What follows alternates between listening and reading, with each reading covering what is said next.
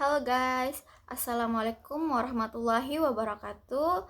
Introduce myself, my name is Dinda Asrining Dewi. I'm from class Information System 23B.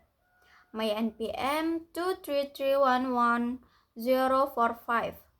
Here I will explain a little about the customer market in the Technopreneurship course. Oke, pelanggan dan pasar adalah dua entitas yang saling terkait dalam dunia bisnis. Memahami karakteristik pelanggan dan dinamika pasar menjadi kunci sukses sebuah organisasi dalam menyediakan produk dan layanan yang sesuai dengan kebutuhan konsumen. Definisi dari pelanggan dan pasar.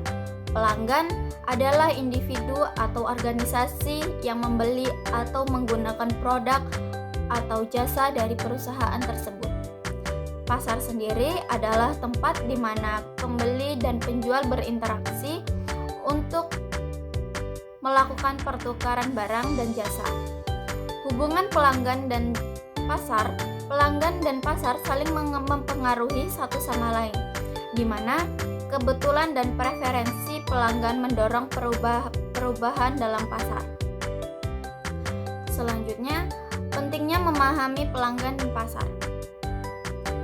Yang pertama, strategis bisnis.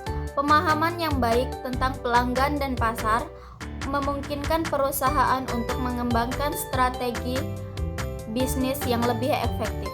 Yang kedua, inovasi produk. Wawasan tentang kebutuhan, preferensi, dan perilaku pelanggan mendorong pengembangan produk dan layanan yang lebih sesuai. Yang ketiga, keunggulan kompetitif. Pengetahuan tentang pasar dan pesaing membantu perusahaan menciptakan keunggulan kompetitif yang berkelanjutan. Dan yang terakhir, kepuasan pelanggan. Memahami pelanggan memungkinkan perusahaan untuk lebih baik memenuhi kebutuhan dan harapan mereka. Selanjutnya, ada profil pelanggan. Terdiri dari demografis, psikografis, dan perilaku. Demografis adalah atribut seperti usia, jenis kelamin, pendapatan, tingkat pendidikan, dan lokasi yang mempengaruhi kebutuhan dan preferensi pelanggan. Selanjutnya ada psikografis, adalah faktor-faktor seperti gaya hidup, kepribadian, nilai-nilai, dan motivasi yang mempengaruhi perilaku dan pengambilan keputusan pelanggan.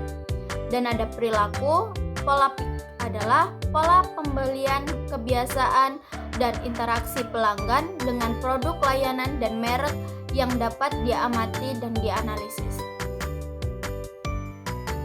Selanjutnya, analisis pasar terdiri dari segmentasi, targeting, dan positioning.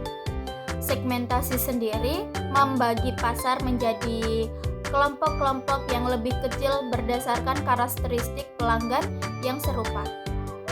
Dan selanjutnya, targeting, memilih segmen pasar yang paling sesuai dengan kemampuan dan strategis perusahaan untuk dijadikan titik fokus. Dan positioning, menempatkan produk atau merek di benak pelanggan target sehingga memiliki keunikan dan diferensiasi. Selanjutnya, strategi kepuasan pelanggan. Kualitas produk. Yang pertama ada kualitas produk. Menyediakan produk dan jasa yang memenuhi atau melebihi harapan pelanggan. Yang kedua, selanjutnya strategi kepuasan pelanggan. Yang pertama, kualitas produk. Menyediakan produk dan jasa yang memenuhi atau melebihi harapan pelanggan. Yang kedua, pengalaman pelanggan. Menciptakan interaksi yang menyenangkan dan bernilai tambah selama proses pembelian dan penggunaan. Yang ketiga, layanan purna jual. Memberikan dukungan dan penanganan keluhan pelanggan secara efektif dan tepat waktu. Dan yang terakhir, keterlibatan pelanggan. Mengajak pelanggan untuk memberikan umpan balik dan terlibat dalam pengembangan produk. Selanjutnya, membangun loyalitas pelanggan. Yang pertama, kepuasan. Memenuhi atau melebihi harapan pelanggan melalui produk dan layanan yang berkualitas. Yang kedua, komitmen.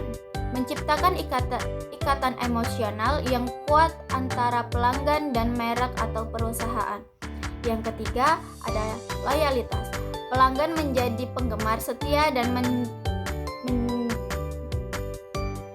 Yang ketiga, loyalitas. Pelanggan menjadi penggemar setia dan lebih cenderung untuk melakukan pembelian berulang. That's my brief explanation of customer and market. And it, wassalamualaikum warahmatullahi wabarakatuh. Bye-bye.